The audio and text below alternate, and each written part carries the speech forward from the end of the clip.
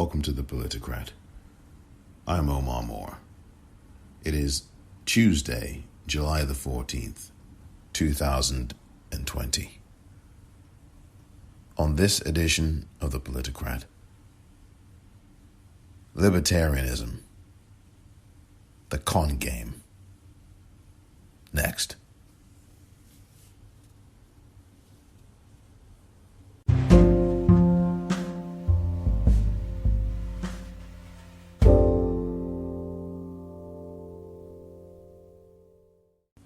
I think it's actually a good time to talk about libertarianism, and I have talked about it before in prior episodes of this podcast.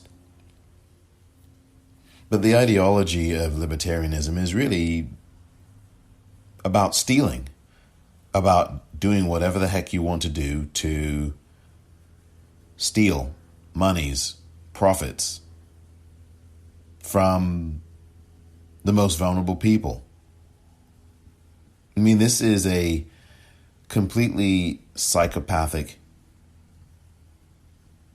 kind of exercise. This is a psychopathic philosophy idea. And what it does is reinforce big business and corporate interests. That's what libertarianism really is. It's not this renegade theory. But I think what has happened with libertarianism is that it has been marketed as this, I'm going to do whatever I want, and in terms of for the everyday person, and to a degree, libertarianism is this sense of, well, I can buck any regulation I want. So if the government tells me that I have to wear a face mask, I don't want to have to do it. I'm not going to do it. And quite frankly, that's not even libertarianism. That's just flat out selfishness and not caring about yourself or anyone else, even more so. Libertarianism is nothing more than criminality. Now, there have been these movements that have been set up in the United States, for example, and they've gone back as far back as the 1940s. You've had these kinds of movements that have really been all about enrichment of corporate criminals. And that's really what this has been about. Here in the United States, anyway, and certainly around the world, I would imagine. Back in the 1940s, I mean, there were groups that were propagating this kind of thing. And you could talk about various groups who were in on the act. You had these groups, like the Foundation for Economic Education. And all it really was, back in the 1940s, when it was really first hatched, if you will, first developed, was about propagating big business, promoting big business, as if that never had a chance in the United States. Big business has always been stamped all over this country. In its U.S. form, this is after white men genocided the Native American population and stole the land, outright stole the land. I'm talking about post-Native American society. I mean, this has always been a function, Look at Calvin Coolidge, the one-time president of this country. The business of America is business. Calvin Coolidge developed a very laissez-faire type of economic approach to things. He didn't mind. Let business do what it wanted to do. The Roaring '20s and all these. This is when you had people stealing and stealing and stealing. You have the Gilded Age. You had and this is all about rich people grafting, stealing, making money, not the old-fashioned way by earning it, but by stealing it. and governments in this country looking the other way.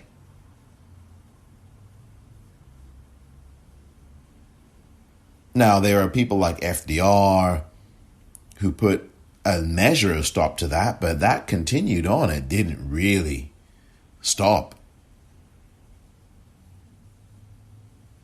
We went from, and I've said this before, and I'm saying all of this now to make a point that will become very clear in just a few moments.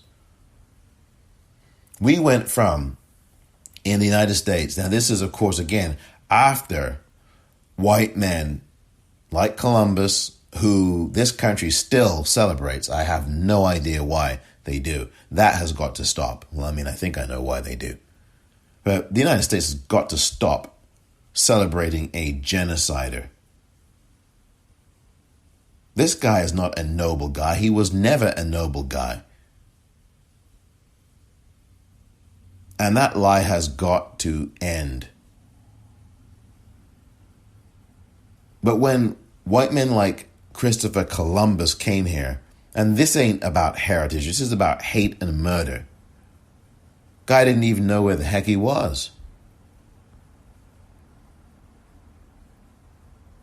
The white men like Christopher Columbus came to this country and murdered the Native Americans. You had Andrew Jackson, the one-time president of this country, whom Donald Trump has busts of and portraits of in his Oval Office and all of that. That Andrew Jackson, that guy, who is still on money in this country, on, I believe, the $20 bill, the front of it. Front or back, I forget which.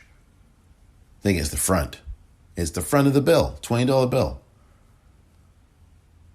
The so-called Trail of Tears, I would say again, and I've said this before elsewhere, I would say it is the trail of death, the trail of genocide. And Andrew Jackson actively participated in this. And that is who Donald Trump worships. Why am I not surprised? But we went from the Native American society that was communal, cooperative, collective, familial, at one with nature, at harmony with nature. Many of the Native American nations named themselves after nature, after aspects of nature to symbolize the harmony and the culture of nature. And not just that, exalting nature and placing it on a level par with themselves or above themselves. It was an ultimate honor. You know, you'd see people's names called, Two Trees, Joanna Two Trees, or these would be names that would symbolize an honor and a sacredness that some of the nations would derive. So we went from that way of life in this country to Christopher Columbus and others coming, stealing the land, genociding millions of Native American people. And out of that coming this individualistic me, I attitude that then got somehow parlayed into, big business, which really was a continuation of the same thing. And then it got parlayed into, libertarianism. Like this is some kind of freedom. This is like some kind of individualistic freedom thing.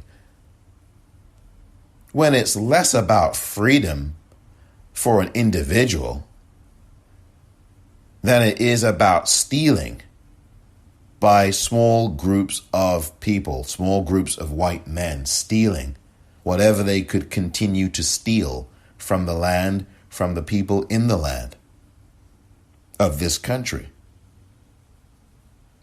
We don't want to have regulations because that means we can't steal more money from the unsuspecting individual who doesn't know his or her rights or their rights.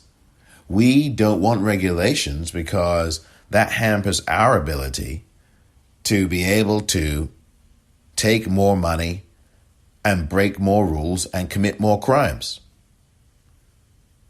We don't want any regulations because we want to be able to maximize our profit from mutual funds and make sure that when we are getting commissions, we are able to completely fool the investor, the average investor, not the big market investor who makes millions in his sleep or her sleep, but the investor who just trusts that we have an organization that can help them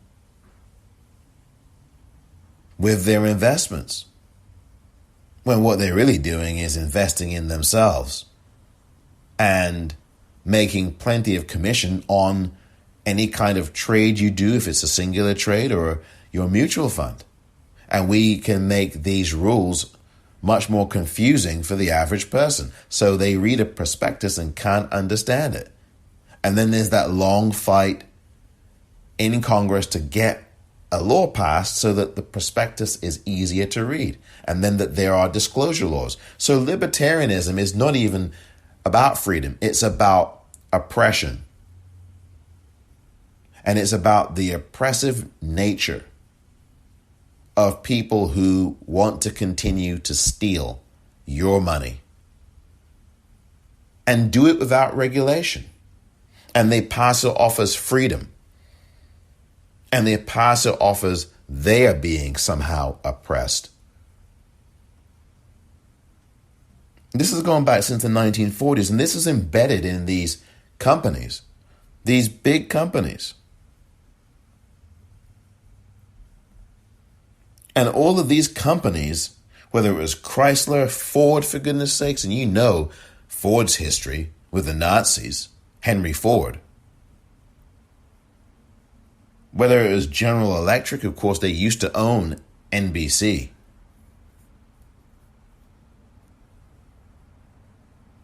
Now Comcast does. But some of these organizations that I've just read out, some of these companies, these businesses, they were all in. They were all in with this foundation for economic education. And this is all about profiteering. This is all about maximizing profits that they got from World War II. Why do you think that money is still a very good thing when you go to war? Not from my personal perspective, but from these companies' personal perspectives. General Electric. I mean, I tell this story often, and you probably are familiar with this story. Phil Donahue was on MSNBC, which was then owned by General Electric as part of the NBC family. And Phil Donahue on MSNBC in 2003 had the highest rated show in prime time on that network. The trouble for MSNBC, and by extension General Electric, was that Phil Donahue was an outspoken, as they say, outspoken. Inspoken? Like I've never understood that term, outspoken. What's the opposite of that? Inspoken? Anyway, I'll put it like this.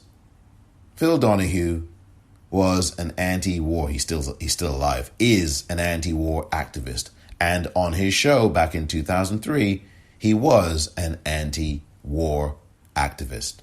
Has been for many years. And I've had the pleasure of speaking to him about his activism as well. Many moons ago.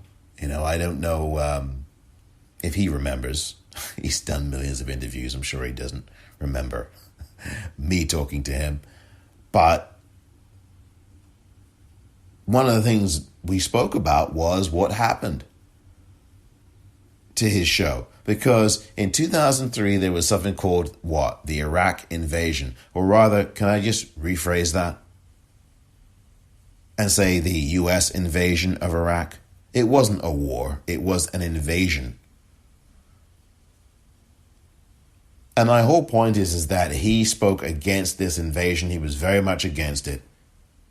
And that was not going to fly for General Electric because their weapons were being used.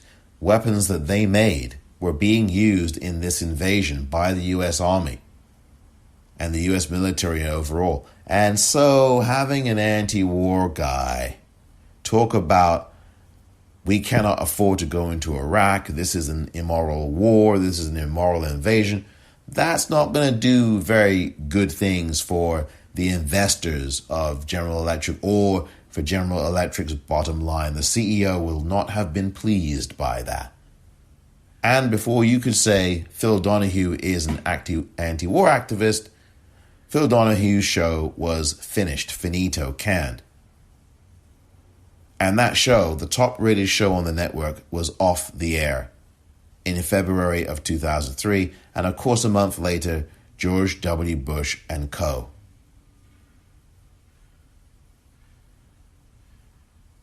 invaded Iraq. A war crime. All of this is to say that war pays. And it pays companies like General Electric who have their stock rise straight through the roof. Their munitions and their weaponry that they make is being used. You've got Lockheed Martin. If you go and take a look at all those stocks from back in 2003, March of that year, April of that year, look at all of the weapons makers and the munitions makers, whether it's weaponry, and all kinds of things like Lockheed Martin, General Electric, and you can name all the other ones, Archer Daniels. I mean, there's so many of them. And look at how their stock absolutely went through the roof.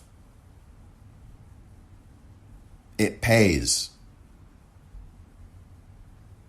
So you had this group called the FEE, the Foundation for Economic Education, that burgeoned and grew up and really got going in the 1940s, off of World War II. During that time, capitalizing on the war profit machine. And that is what we still have. And look, Eisenhower warned about this in 1961 in this outgoing address. Every person in the White House makes this outgoing address as they leave office. And President Obama did his before a huge crowd outdoors. Prior to that, every other president, to the best of my knowledge, were all sitting inside the Oval Office or somewhere inside the White House, giving their farewell address. And Eisenhower's was very, very clear. I'm going to play you just a little bit of what Eisenhower had to say in his farewell address and tie this all together as I talk more about this con game called libertarianism in just a moment.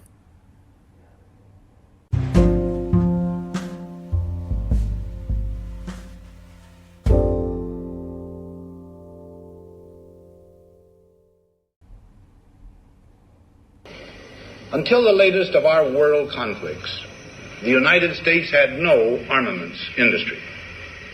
American makers of plowshares could, with time and as required, make swords as well.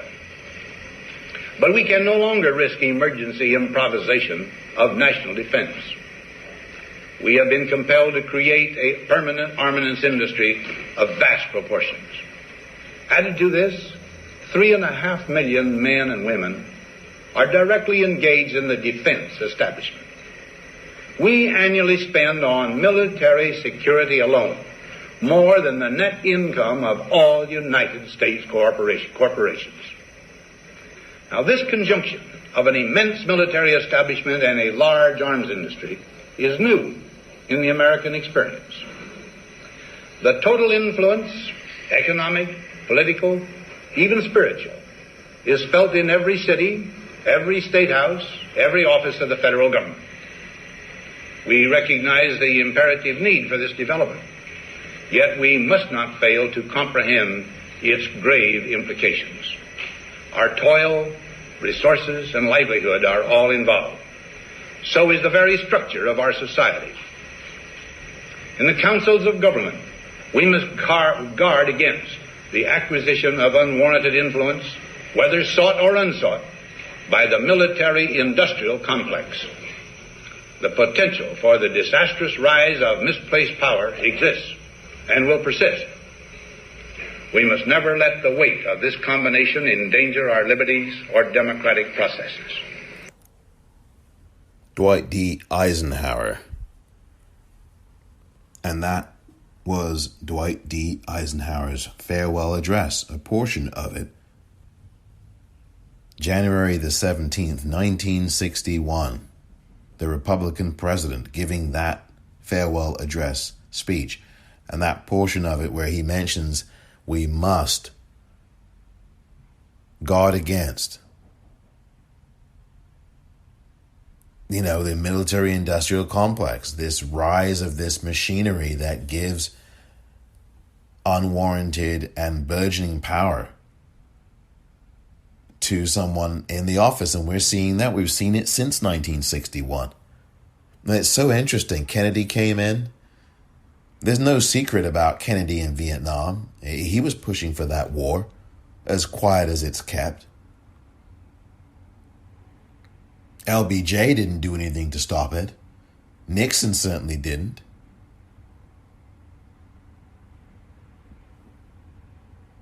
I'm not going as far off on a tangent as you perhaps may think at this moment, because I am still bringing this back to this whole idea of profiteering and libertarianism, and how that word is a front for what is really going on, which is criminality, lying, cheating, stealing. That's what's really going on. The Milton Friedmans of the world, who talk about let the marketplace do what it wants. Trust the marketplace. In other words, trust us, the money folks. We want to get in there. We're the people who know best. We're the ones who can do this. The marketplace. The marketplace is about the investor. The marketplace is about that person who can regularly within the blink of an eye, buy millions of shares of stock. Trust the marketplace. These guys were not people who were disadvantaged or poor or anything like that.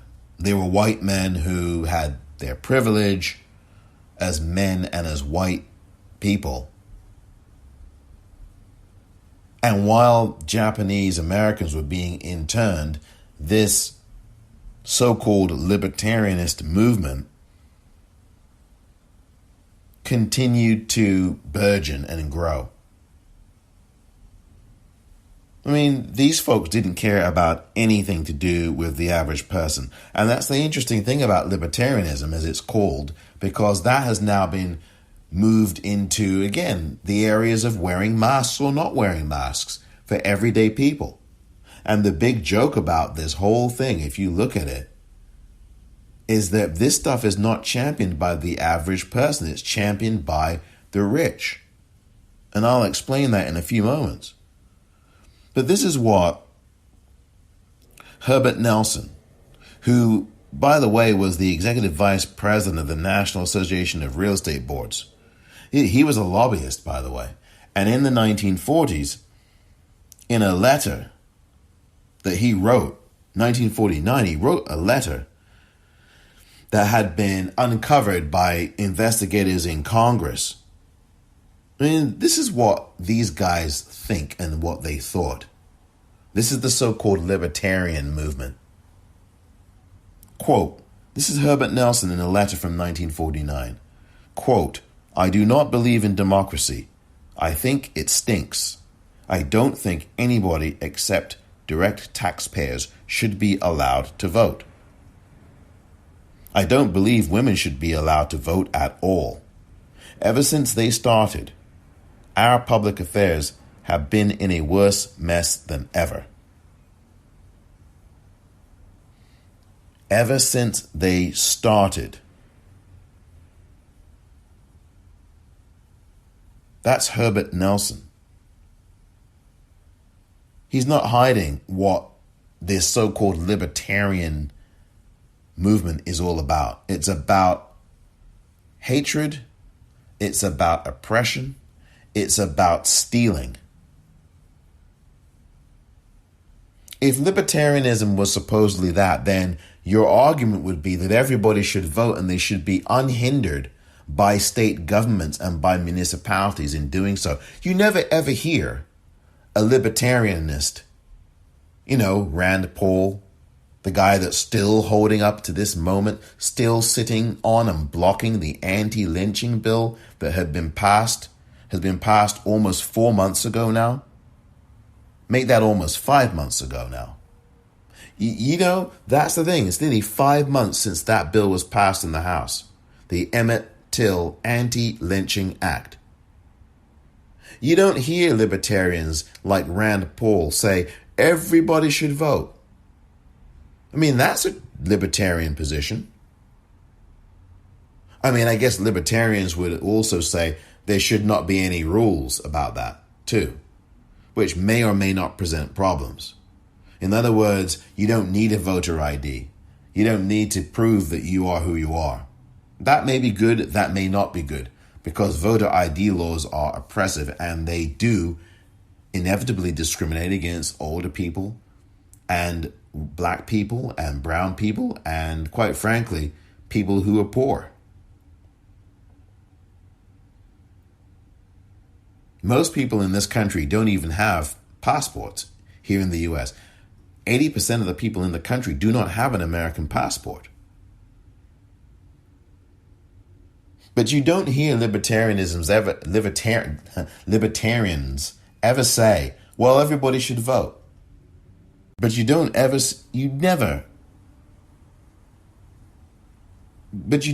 hear libertarians say, everybody should be allowed to vote. Let people vote. You don't hear that.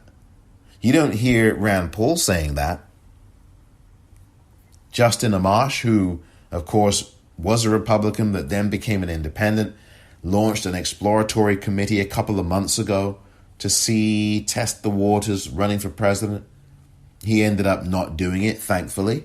Decided against running after looking at his exploratory commission to run as a third-party candidate for the Libertarians, and he decided not to. But if you look at his voting record, he has voted against everything that would help the average person. He certainly voted against the interests of black people. He voted against the anti-lynching bill. He was one of the 4 or 6, I forget, 416 to 4, 410 to 4. I always forget the exact number. There were at least 4 people, and they were all either Republican or independent.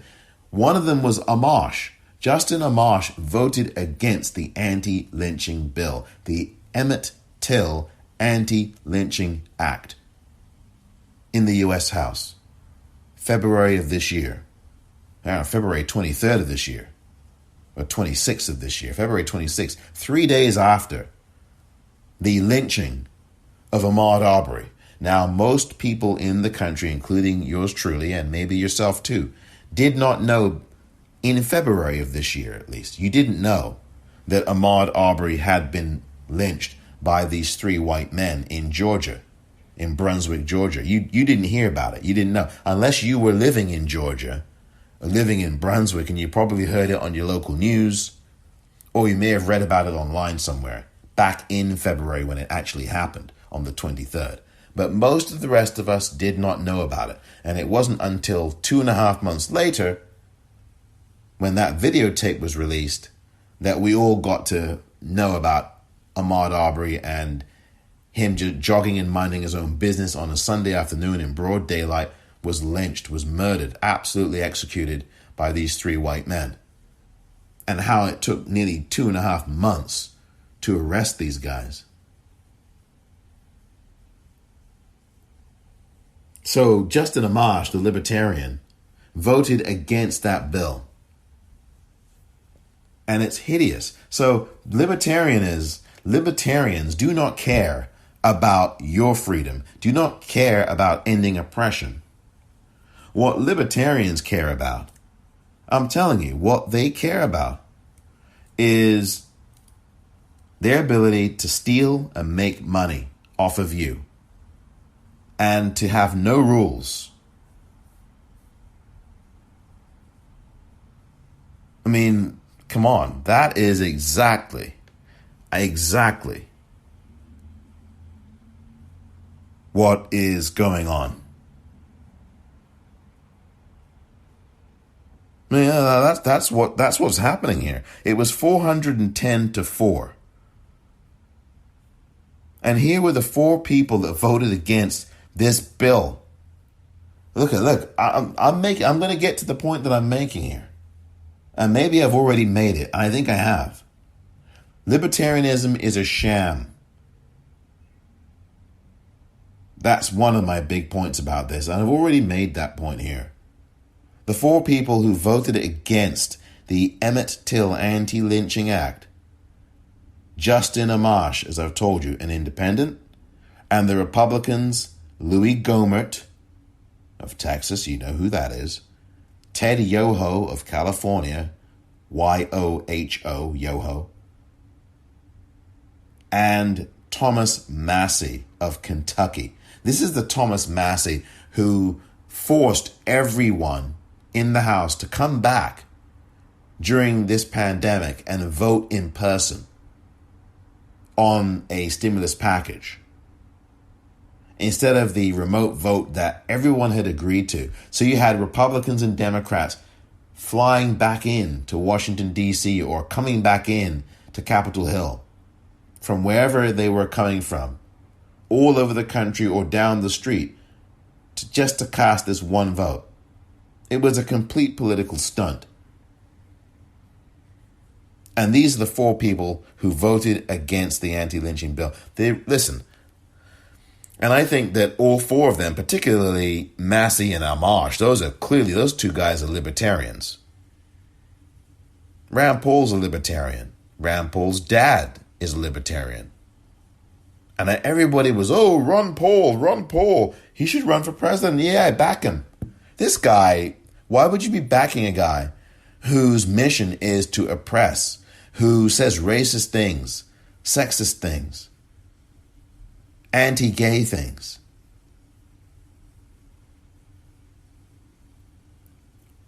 And backs people like Herbert Nelson. I do not believe in democracy. I think it stinks. I don't think anybody except direct taxpayers should be allowed to vote. I don't believe women should be allowed to vote at all. Ever since they started, our public affairs have been in a worse mess than ever. That was Herbert Nelson, 1949. Peter Thiel, who is also a libertarian, this guy funded and backed Ron Paul when Ron Paul ran for president in 2012.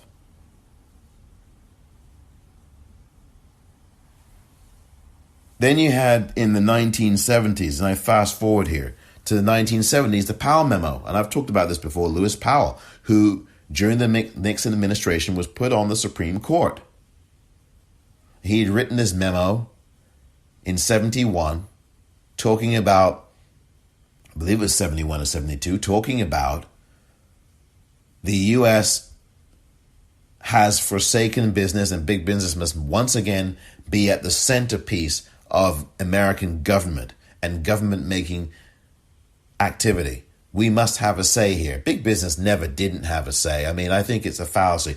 What, in my view, the Powell Memo and Lewis Powell was responding to was the higher taxation rates that were happening in the 1950s and the 1960s, especially under Kennedy,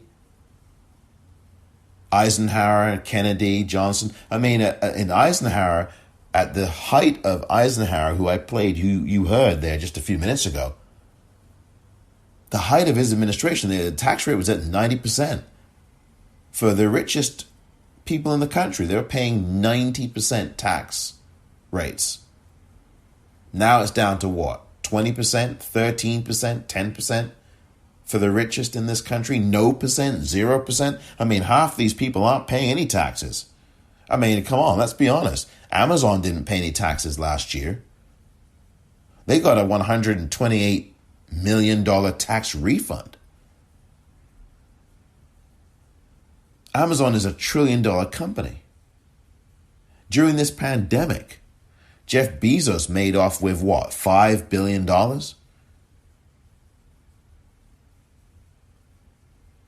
We know about Kelly Loeffler, the senator, who is running in Georgia to have a full term. And I hope that the good voters of Georgia send her packing. I mean, all this insider trading during this pandemic. Folks were being briefed on this in January during the impeachment sham trial of Donald Trump.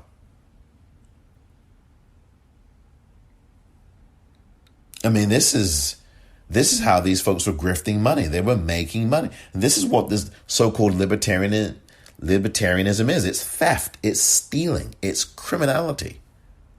It never gets called those things. Libertarianism. It's these nice flowery words. And when Lewis Powell did his memo in 71, he said some very favorable things to big business because he was part of that whole engine. He came from all of that. And he got a spot on the Supreme Court. That was Nixon's reward to him. He rewarded Powell. And then policy changed. Sure enough, we went from that period in the 70s where big business wanted to stamp its imprimatur on things. And then we went to the 1980s. And who better than to personify the idea of big business taking a seat at the table than Ronald Wilson Reagan? Ronald Reagan came in 1980 after committing treason, quite frankly, when he told the Iranians, hold off, don't release the hostages. I'll get you something better. I'll get you a better deal. So that when he and Jimmy Carter in 1980 fought for the hearts and minds, if you will, of the American public in that 1980 election, the Iranians backed off. They didn't release the hostages, which they would have been able to do under Jimmy Carter. And these are American hostages I'm talking about. That would have given Carter a big lift and probably would have won him the election. Carter, by the way, that wasn't the only thing. I mean, Carter had some issues in that. I mean, let's be honest. Carter did have some issues of his own during his presidency. And Ronald Reagan said to the Iranians, and he, again, as an unelected official at this point, is telling the Iranians, hold off on releasing those hostages. They did. And then Reagan gets sworn in because he wins the election in 1980. By the way, Carter, as I said, had issues. That party was so damaged after that 1980 convention between he and Ted Kennedy. You remember, if you're old enough to remember, what happened in that convention in 1980. I mean, Ted Kennedy would refuse to shake Jimmy Carter's hand. I mean, that's how horrifying. It's horrifying. That's how bad it was. I'll put it that way. Ted Kennedy and Jimmy Carter, they had blood on the dance floor at that convention in 1980. It was shocking. And that party had basically lost the Democratic Party had lost the election during that convention, if we're being honest, in 1980. That's when they lost, months before the actual election itself. Reagan had a fairly convincing win, to say the least, in that 1980 election. And then, of course, the hostages got released. And Ronald Reagan was a pitchman. He was an actor, a B movie actor, as it's called. Bedtime for Bonza was one of his movies. He gets joked about a lot, but this guy did a lot of damage to this country. General Electric Theater in the 1950s, he was an ad man, a pitch man. Sold all these products, big business, corporations. That was Reagan. He was governor of California. And his policies, even though they were happening before him, but he really ushered in, allowing all of those who were mentally challenged, mentally ill, released them out of these hospitals and these programs. They were all left out on the streets. No facilities for them to go to. And all over California now, and I'm sure in other places, you begin to see people wandering the streets, not being cared for. No one cares about them. They're scared of them, but nobody cares for them. And so their mental illness and their mental challenges are exposed to the world, people not being taken care of, not being treated, not being helped. And that was Reagan's America, Reaganomics, which furthered this movement from Lewis Powell and the Powell Memo from the years before in the early 1970s, which reinforced this movement from Herbert Nelson, from the folks at the Foundation for Economic Education. It's the Foundation for Exploitation and Excess. That's what FEE really stands for in my book. But that's where all of this is. This is where all this comes from. Reaganomics crippled this country, and we're still living under it. And we've had neoliberalism to go along with that, whether it's with Clinton, whether it's with Obama. We've had George W. Bush not really doing too much more than exploding the deficit, which is what every Republican president does. Donald Trump now, who is destroying government. Reagan started all of that. The 9 worst words in the dictionary are, I'm from the government and I'm here to help. I think that's 9 words. Didn't count them before I spoke them.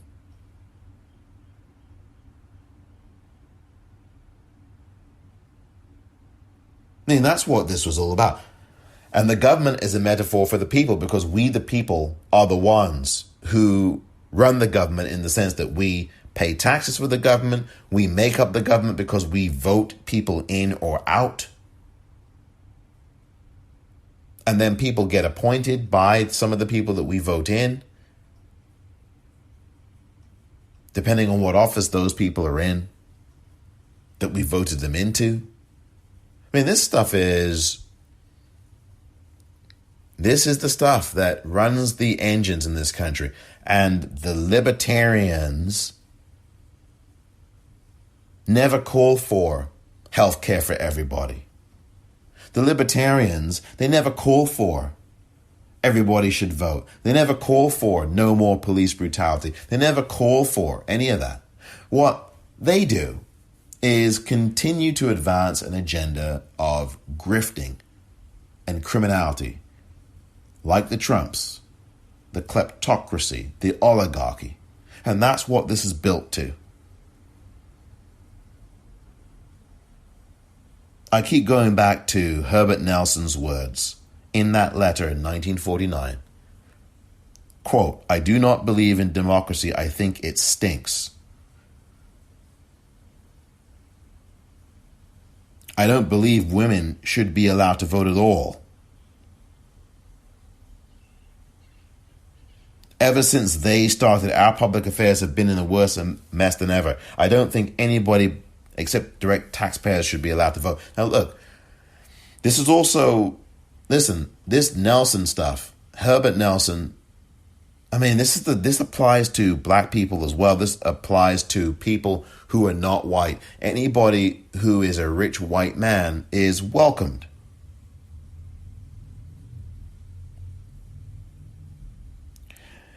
These libertarians don't believe in freedom. They believe in themselves. This isn't about freedom. It's about freedom for them to steal, freedom for them to continue to not allow the public to get to see what's going on behind closed doors with these companies, to see that they're being ripped off. They don't want you to know. They want to keep stealing. And James Baldwin said it more clearly than anybody else I can think of. The people who say that they care about the world do not care about it. What they care about is their safety and their profits. And that is, in my view, a direct look at the so-called libertarians. All this defense spending that Eisenhower spoke about, and this military-industrial complex, big business, corporations, General Electric. This is all about safety, defense, and profits, stealing. James Baldwin was absolutely right. Then you come to today, and you come to what we are seeing now with these masks and the whole so-called libertarian movement, the so-called populist movement, which it was not. It was not populist. In April and May of this year, 2020, people at the state capitals of various cities, whether it's Madison, whether it's Lansing, Michigan, Madison, Wisconsin, and particularly in Lansing, Michigan, the state capital, going in there, threatening the life of the governor of Michigan, saying these very misogynist things about her, threatening her life. Using racist language, threatening the lives of politicians in there, not wearing masks, waving their rifles around, walking in with their loaded guns. I know Michigan's an open carry state, but so what? Just because a state's open carry, does it mean that you should? I mean, just because something's legal, does it mean that you have to do something? It's just crazy. Just because you can speak up about some topic, it doesn't mean that on social media you have to speak to every single tweet that you see. Free speech is free, I guess, but it's not free because you've got consequences. Just because free speech is free, in the sense that you have the right to free speech, does that mean that you should always exercise it? But you've got these clowns in masks, not wearing any masks. These clowns not wearing any masks, but they're wearing nooses. They've got no problem waving nooses and swastikas and Confederate flags, battle flags around, and Trump paraphernalia around, and guns around.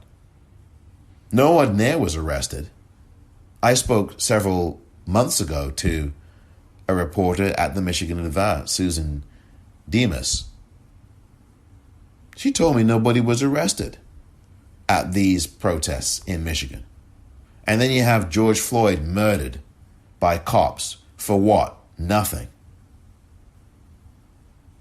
He didn't have a gun. He was restrained in handcuffs on the floor. Murdered, executed, lynched. And you have these white people in the state Capitol building in Lansing, Michigan, threatening the life of a governor, waving guns, and the police just stand there. Just stand there. They didn't do anything. And these groups are funded by rich people. See, that's the thing. They try to make you think that this stuff is all off the ground, grassroots populists. These folks were funded and financed. These protests were financed by rich people, a la the DeVos family. And if that name DeVos sounds familiar, ding, ding, ding, ding, ding. Betsy DeVos, the same DeVos family that she belongs to.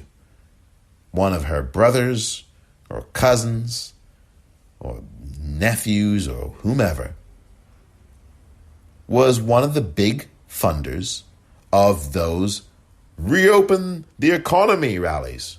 Reopen the economy. I want to get a haircut.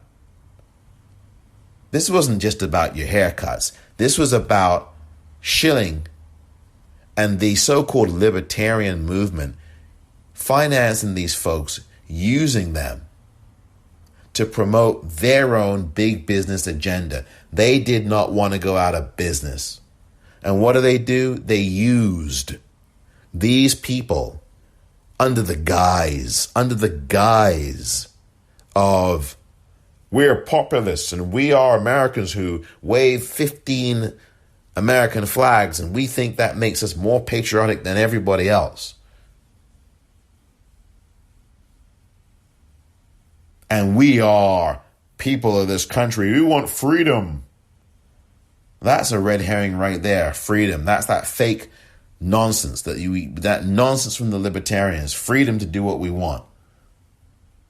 And the premise is that you're being oppressed. These are big business folks who are doing the oppressing, telling you and me that there should be no regulation on anything. Not a sentence should be regulated. Nothing. And they're claiming that they're oppressed. It's this self-victimhood and this privilege. And they use these people, white, middle-class people, to propagate this nonsense. To make you think that there's really an active level of grassroots out there. Where are those protesters now? I don't see them. Do you see them? If they're out there, they're not being covered, and they're not being covered locally because, heck, the local news, if there was a protest with these folks, these hateful people with nooses and swastikas, I guarantee local news would have covered that, if not national news. Because Lord knows the national news is not covering Black Lives Matter protests anymore.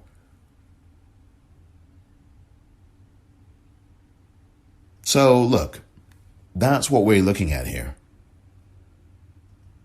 You don't see any of these protests anymore. And by the way, governors all over the country seem to cave to some of these people. They were getting pressured by big business.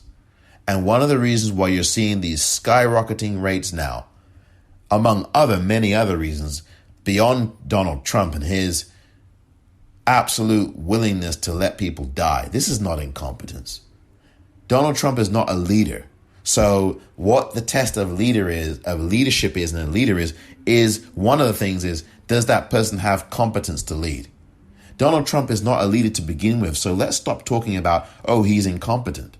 It's not about it. It's not a question of his incompetence. In fact, he's not incompetent. It's willful. It's psychopathic. This is not a level. See, the problem is we get involved in using language that is the wrong language and the wrong frame in the first place when we discuss these things.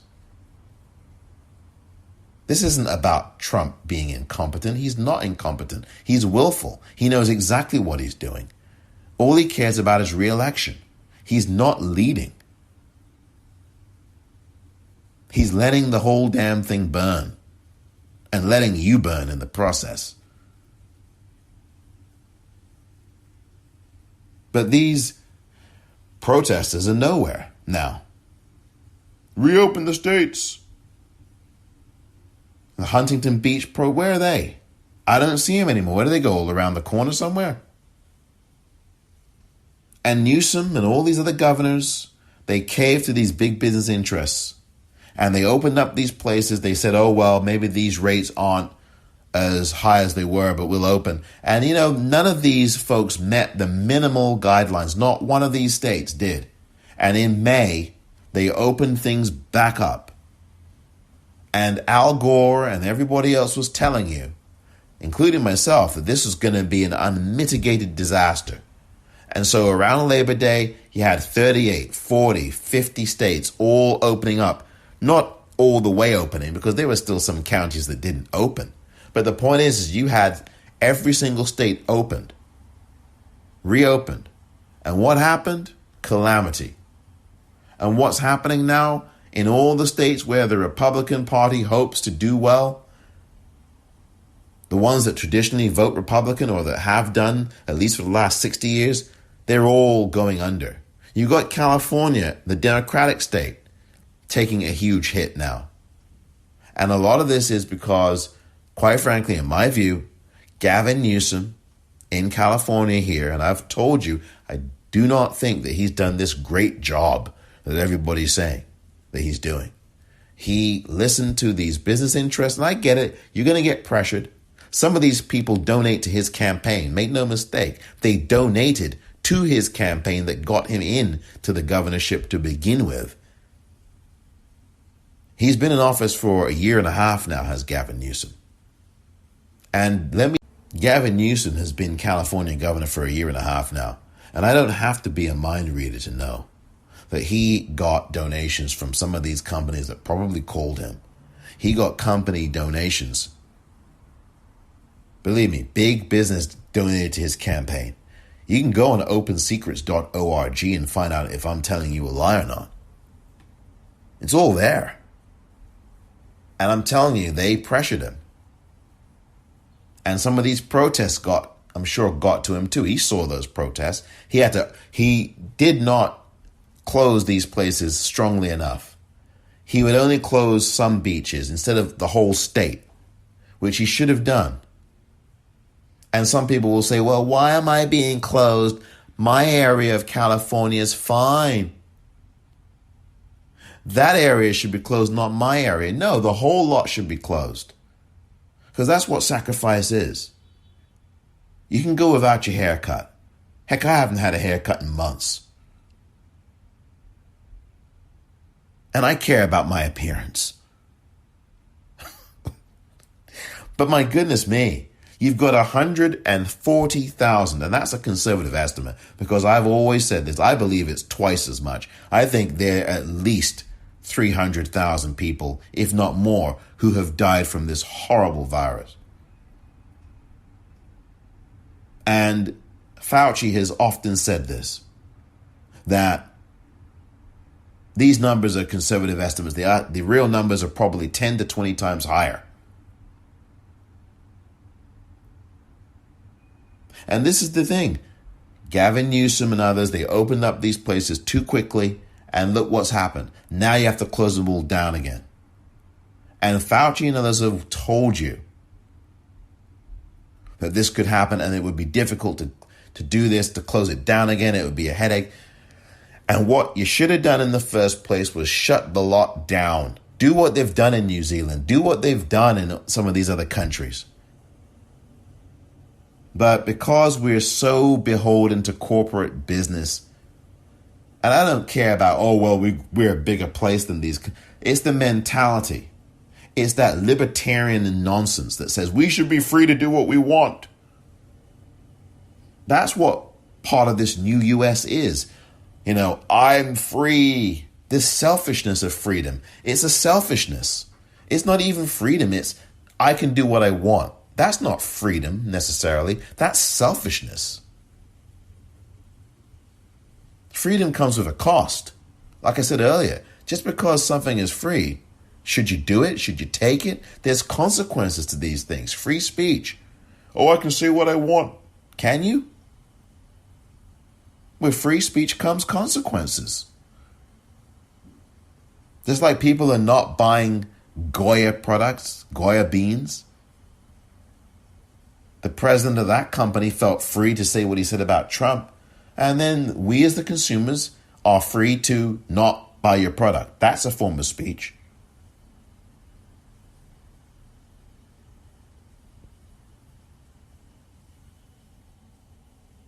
And that's the reality.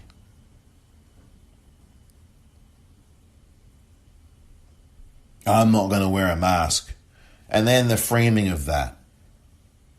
Trump versus Fauci. This isn't about Trump versus Fauci. This is Trump versus science. This is an attack on science. This is an attack on facts. Trump against the facts. That's what the media must portray this as, instead of this two-man contest in the middle of a steel cage. That's what the media loves to do, cater to ratings. And these libertarians cater to